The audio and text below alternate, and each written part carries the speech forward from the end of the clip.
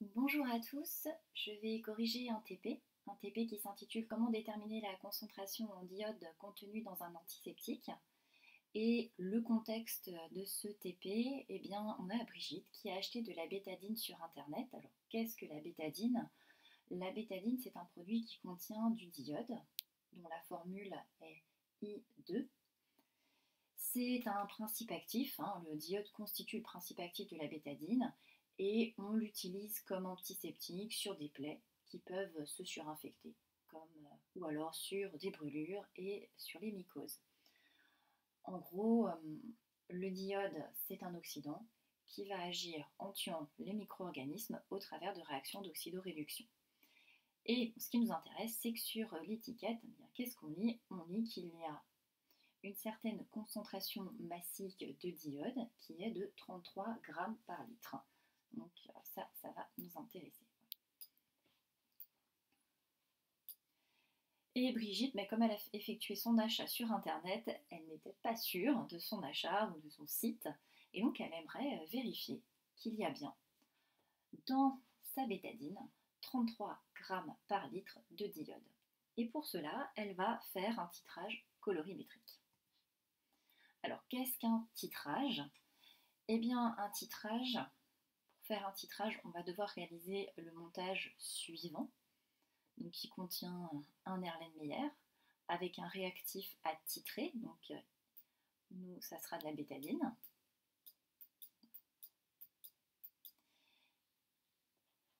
Dont on veut connaître la concentration en diode. Donc cette bétadine, on la met dans un Erlenmeyer avec un barreau aimanté et un agitateur magnétique pour agiter la solution. Cet Erlenmeyer, au-dessus de cet Erlenmeyer, on va placer une burette graduée dans laquelle on va placer un réactif titrant. Donc on va voir quel sera ce réactif titrant. Et alors quel est le principe d'un titrage? Eh bien dans un titrage, on va mettre en jeu une transformation chimique qui va être rapide et totale entre le réactif titrant qui est dans la burette, dont on connaît la concentration, et le réactif titré qui va être dans l'Erlenmeyer, dont on aimerait connaître la concentration. Donc ici, on cherche à connaître en effet la concentration en diode dans la bétadine. Et comment est-ce qu'on va réussir à connaître la concentration en diode? Eh bien, lors du titrage, on va observer à un moment bien particulier, qu'on appelle l'équivalence, un changement de couleur. On te donne quelques informations. On te donne deux couples oxydant-réducteurs. Donc le premier couple, c'est diode-ion iodure. Et on te dit que le diode est brun et que l'ion iodure est incolore. Ah, tiens, on peut déjà voir que le diode, il sera dans l'Erlenmeyer. Et puis on te donne un autre couple oxydant-réducteur. Donc on a l'ion tétraïonate, S4O6-. On te dit qu'il est incolore. Et l'ion thiosulfate, S2O3-, qui est également incolore. On rajoute une petite information où on te dit l'emploi d'amidon ou le thiodène révèle la présence de diode en donnant à la solution une coloration bleue. L'un ou l'autre sera ajouté juste avant l'équivalence pour faciliter son repérage. Et on te donne également la masse molaire atomique de l'iode qui est 126,9 g par mol. On te donne le protocole de titrage. Alors on te dit dans un Erlenmeyer introduire 10 ml de la solution diluée de bétadine. À l'aide de la burette graduée, la solution de thiosulfate de concentration effective en ion 5,0 x 10 puissance moins 3 mol par litre, tout en agitant jusqu'à obtenir une teinte jaune pâle du mélange. Ajoutez quelques gouttes d'emploi d'amidon ou une pointe de spatule de thiodène. Continuez à verser la solution de thiosulfate de sodium jusqu'à l'équivalence du titrage. Donc, ce qu'on peut comprendre de ce titrage, c'est qu'ici, on va mettre de la bétadine contenant du diode. Alors, ça sera une bétadine diluée.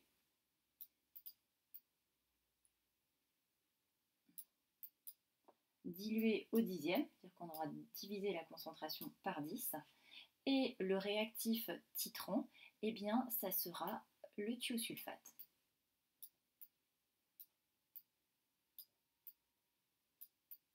Et donc on va bien avoir une réaction qui sera rapide et totale entre l'oxydant d'iode et le réducteur thiosulfate, S2O3 qui vont former évidemment du tétraionate et de l'ion iodure. Alors, donc là je repars sur le protocole du titrage. La première question que je posais à mes élèves, c'était d'effectuer justement la dilution de la bétadine. Donc c'était une dilution par 10. Là, je ne reviens pas sur cette question. On part directement sur la deuxième question. Et la deuxième question, c'était d'écrire l'équation de la réaction du titrage. Donc pour écrire l'équation de la réaction de titrage, on te donnait les deux couples oxydant-réducteurs. Donc on écrit d'abord les deux demi-équations électroniques en plaçant les réactifs à gauche. Donc on avait bien le diode comme réactif et aussi le thiosulfate.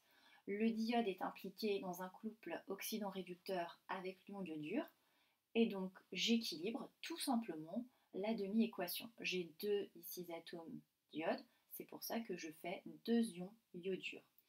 Et pour avoir autant de charges électriques de part et d'autre de l'équation, je rajoute deux électrons.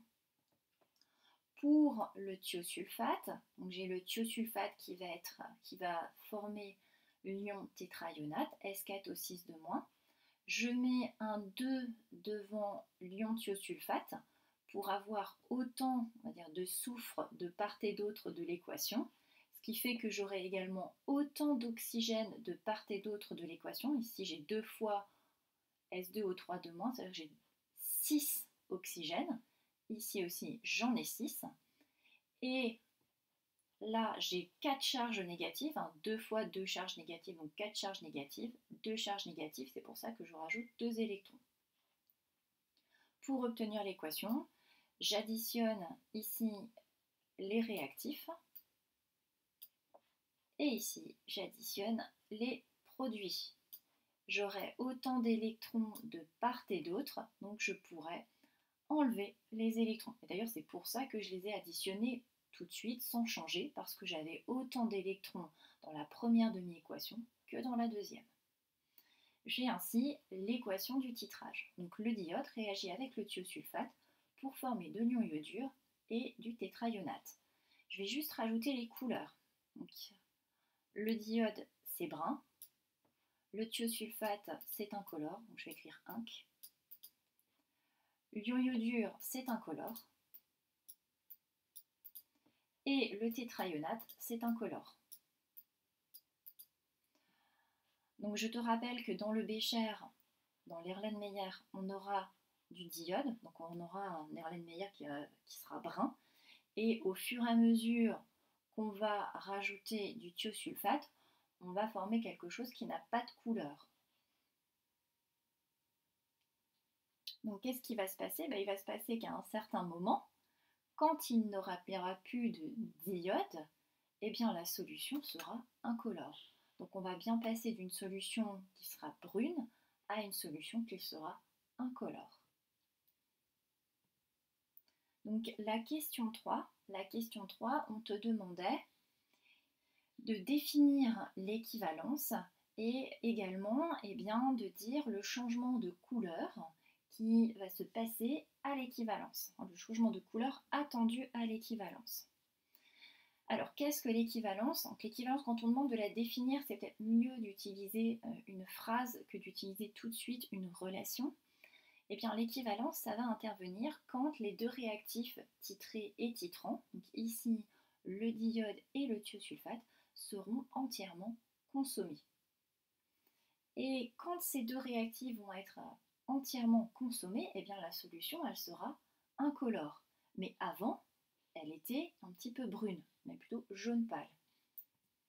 Donc l'équivalence, elle va être repérée par un changement de couleur de la solution de jaune à incolore.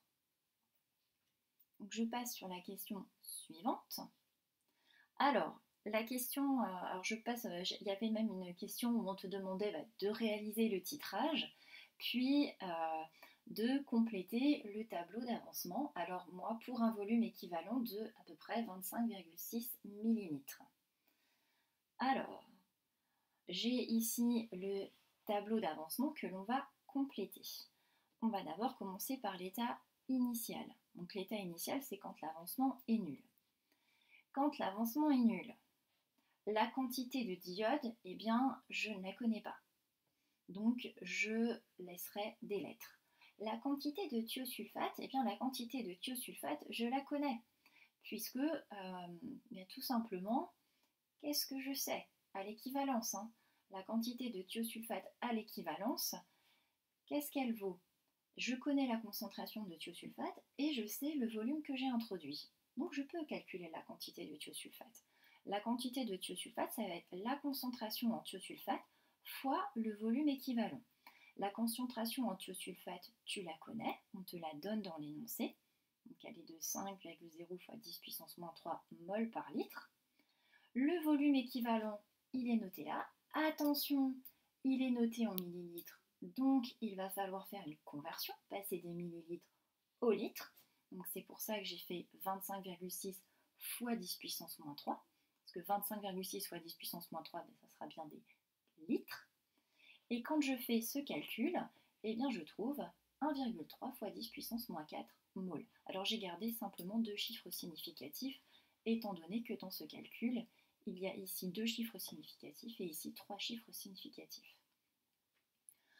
Donc, quand l'avancement est nul, en iode, j'ai tout simplement une quantité initiale de d'iode. En thiosulfate, je sais que j'ai 1,3 fois 10 puissance moins 4 mol et je n'ai pas, au tout début évidemment, je n'ai pas d'ion dur, je n'ai pas d'ion tétraïonate. À un état intermédiaire, je vais juste noter, là on a l'avancement qui vaut 0, l'avancement qui vaut x. Je complète mon tableau d'avancement. Quantité de d'iode moins l'avancement. Ici, le coefficient stoichiométrique étant de 1, c'est moins 1x. Ici, c'est bien la quantité de thiosulfate versée à l'équivalence. Je vais d'ailleurs même le noter. C'est la quantité de thiosulfate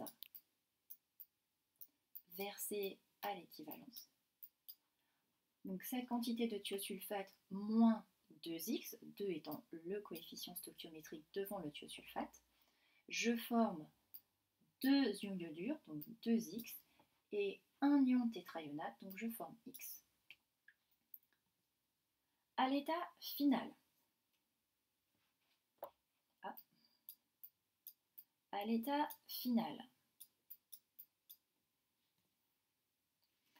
qu'est-ce qu'on vient de voir? On est à l'équivalence. À l'équivalence, eh bien, à l'état final, il n'y a plus de d'iode, il n'y a plus de thiosulfate. C'est pour ça que je mets 0.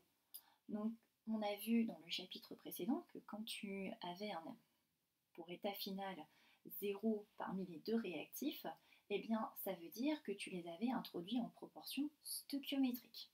Donc, à l'équivalence, on sait que les réactifs ont été introduits en proportion stoichiométrique. Ici, je forme 2 fois l'avancement maximal et là, je forme 1 fois l'avancement maximal. On va voir comment on fait pour trouver ces deux valeurs. Pour trouver ces deux valeurs, on va utiliser ceci. On pourrait se dire, ici, c'est comme si on avait écrit la quantité de d'iode moins X max. La quantité de d'iode moins X max, elle vaut 0. Donc ça veut dire que l'avancement maximal vaudra la quantité de d'iode. Et ici, eh bien, la quantité de thiosulfate versée à l'équivalence moins 2 fois l'avancement maximal vaut 0. Donc là, je peux calculer. Je peux avoir une idée de l'avancement maximal. C'est ce que j'ai noté. L'avancement maximal, si je veux le calculer, je peux le calculer de deux manières. C'est la quantité de d'iode. Alors j'ai mis divisé par 1 parce que ici c'est comme si tu avais moins 1 fois X max, le 1 qui est devant le d'iode, donc le coefficient stoichiométrique. Mais ça vaut aussi, puisqu'on est dans des proportions stoichiométriques, ça vaut aussi la quantité de thiosulfate divisé par 2. Donc là, j'utilise cette équation. Et si je le mets sous forme de lettres, eh bien ce nombre-là, ça représente bien la quantité de thiosulfate versée à l'équivalence. Et ainsi, je peux établir une relation entre les différentes quantités des réactifs à l'équivalence. La relation, elle est là. La quantité de d'iode initiale sur 1, donc sur le coefficient stoichiométrique devant le diode, c'est bien égal à la quantité de thiosulfate versée à l'équivalence divisé par 2, 2 étant le coefficient stoichiométrique devant le thiosulfate. Et après, tout simplement, je peux calculer l'état final, ce qui n'est pas là, ce qui ne m'intéresse pas plus précisément. Vraiment, ce qui m'intéresse, c'est ceci. Alors, à la question 5. Dans la question 5, on te demandait de calculer déjà, en première partie, la quantité de d'iode initiale. Alors, la quantité de d'iode initiale, eh bien, tu vas l'avoir grâce à la relation que tu as trouvée précédemment. La quantité de d'iode initiale, c'est la quantité de thiosulfate versée à l'équivalence divisée par 2. Et ça, tu la connais. C'est 1,3 fois 10 puissance moins 4. Et divisé par 2, ça fait 6,5 fois 10 puissance moins 5 mol. J'insiste bien, il faut donner les unités. Question suivante. On va te demander la concentration de d'iode dans l'Erlenmeyer. Pour calculer une concentration, tu as besoin de la quantité de matière et tu as besoin du volume. Le volume de d'iode, dans ton Erlenmeyer, tu le connais, c'est écrit dans l'énoncé. La quantité, donc la concentration en d'iode, c'est bien la quantité de d'iode que tu as calculée ici, divisé par le volume mis dans l'Erlenmeyer, et ce volume c'est 10 millilitres. Donc si tu l'as en millilitres, n'oublie pas de le convertir en litres. Donc pour passer des millilitres au litre, on multiplie par 10 puissance moins 3. Et quand tu fais ce calcul, eh bien tu trouves 6,5 fois 10 puissance moins 3 mol par litre. Donc là tu as la concentration de d'iode dans l'Erlenmeyer. Question suivante. On te demande de calculer la concentration en d'iode dans la bétadine. La bétadine achetée par Brigitte. Alors je te rappelle, tu as effectué une dilution. Tu as effectué une dilution par 10. Donc ça veut dire, qu'est-ce que ça peut signifier? Eh bien, ça signifie que ce que tu as dosé est 10 fois moins concentré que la solution commerciale. C'est pour ça que le d'iode dans la bétadine, c'est 10 fois la concentration en d'iode dans ton Erlenmeyer, donc 10 fois cette concentration-ci, tu trouves 6,5 fois 10 puissance moins 2 mol par litre. Dernière question, un petit peu plus compliquée, comment on te demande de vérifier l'achat de Brigitte? Et je te rappelle, Brigitte, qu'est-ce qu'il y avait écrit? Il y avait écrit que dans sa bétadine, la concentration massique, elle était de 33 grammes par litre. Donc en gros, on va te demander de passer de cette concentration en quantité de matière à une concentration massique. Alors comment est-ce qu'on fait pour passer d'une concentration en quantité de matière à une concentration massique? On raisonne, tout simplement. Alors soit certains connaissent la formule, moi personnellement c'est... Oui, je commence à la connaître parce que j'ai un petit moyen mnémotechnique, mais je la redémontre, tout simplement. Alors, si je cherche une concentration massique qui s'exprime en grammes par litre, ça veut dire que c'est une masse en grammes par, ça veut dire divisé, et litre sur un volume. La masse, qu'est-ce que je sais? Eh bien, je sais que la masse, celle-là je la connais par cœur, c'est la quantité de matière fois la masse molaire. Donc j'ai tendance à dire à mes élèves que c'est la formule M&M's. M&M's. Donc la masse, c'est la quantité de matière fois la masse molaire. Donc j'ai simplement remplacé la masse par quantité de matière fois la masse molaire. Et quand je regarde cette formule, eh bien qu'est-ce que je vois? ici, je vois la concentration en quantité de matière, C. Donc, la concentration massique, c'est la concentration en quantité de matière fois la masse molaire. Un petit moyen mémotechnique, c'est que Cm, c'est Cm, tout simplement. Et bien maintenant, je vais calculer. Alors, la concentration massique, c'est la concentration en quantité de matière. Donc 6,5 fois 10 puissance moins 2 mol par litre fois la masse molaire. Alors rappelle-toi, on te donne la masse molaire de l'iode.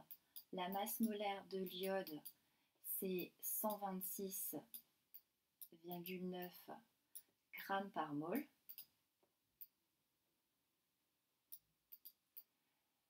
Toi, c'est pas la masse molaire de l'iode qui t'intéresse, c'est la masse molaire du diode. Donc c'est 2 fois la masse molaire de l'iode, donc fois 2, fois 126,9. Et quand tu fais ce calcul, eh bien, tu trouves 16 grammes par litre. Conclusion, eh bien Brigitte, elle a acheté de la bétadine sur internet, mais cette bétadine, eh bien, n'a pas la bonne concentration en diode, une concentration 2 fois inférieure.